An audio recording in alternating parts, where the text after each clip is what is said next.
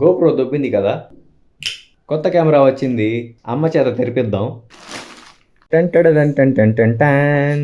మొత్తం కెమెరా ఇదే, అంత చిన్నది ఉంది రాదా. తర్వాత వీడియో అంతా దీనిలో తీద్దాం. హాయ్ గైస్, కొత్త కెమెరాలో రికార్డ్ చేస్తా ఉన్నాను.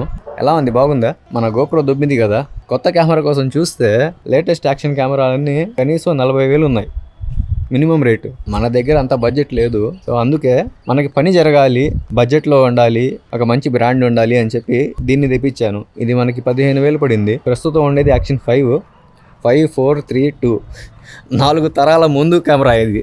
కాకపోతే దీనిలో నాకు కావాల్సినవి అన్నీ ఉన్నాయి. ఏం కావాలి నాకు? 4K రికార్డింగ్ ఉంది, దీనిలో స్లో మోషన్ ఉంది, దీనిలో టైం ల్యాప్స్ ఉంది, వైడ్ యాంగిల్ లెన్స్ ఉంది. చూస్తున్నారుగా ఎంత పడతా ఉంది. మళ్ళీ దీనికి ఒక లాకెట్ ఇచ్చాడు. ఇది కెమెరా ఉండేది ఇంతే కదా, లాకెట్ కి అతికిచ్చేసి సైకిల్ వేసుకుని బైక్ వేసుకుని వెళ్ళిపోవచ్చు అనమాట. కెమెరా షేక్ కాకూడదు, అది కూడా ఉంది దీనిలో. నేను ఇప్పుడు షేక్ చేస్తున్నాను కెమెరాని. అది ఎంత షేక్ అవుతుందో మీరే చెప్పండి. నాకు జనరల్గా వ్లాగ్ కోసమే కదా, ఈ బడ్జెట్లో ఇదే బాగా అనిపించింది నాకు. కాకపోతే ఫస్ట్ టైం ఆన్ చేసినప్పుడు కెమెరా చాలా హీట్ అయింది, భయంకరంగా హీట్ అయింది. ఇదేంద్రా శుభం అని కొత్త కెమెరా తెప్పిస్తే ఇది హీట్ అయిపోతా ఉంది అనుకున్నాను. పర్లేదు, ఇప్పుడు బాగానే ఉంది. ఇప్పుడు దీనిలోని స్లో మోషన్ పెడుతున్నాను, చూడండి.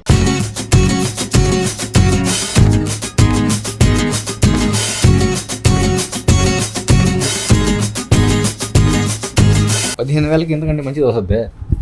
చెప్పడం మర్చిపోయా, దీనికి మెమరీ కార్డ్ అవసరం లేదు గైస్. 128 GB ఇంటర్నల్ మెమరీ ఉంది దీనికి. 15,000కి ఇవన్నీ నాకు విచిత్రంగా అనిపిస్తుంది. పాత మోడల్ కదా, అందుకని తక్కువ రేటు. కాకపోతే మనకి సంవత్సరం వారంటీ ఉంది గైస్. ఈ సంవత్సరంలో దీనిలో నుంచి అంతా పిండేయాలి మనం. అసలు విషయం, కెమెరాని ఎలా కొన్నాం మనం?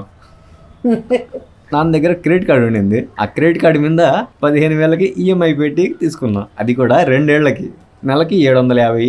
పేదవారి కష్టాలు. నిన్న మొన్న ఇంత అయిపోయి ఉండింది నా మొహం. ఇప్పుడు వెలిగిపోతా ఉంది కెమెరా చేసుకొని. కొత్త కెమెరా వచ్చింది. నీకు కెమెరా వస్తే నాకేంటి అంటున్నాడు.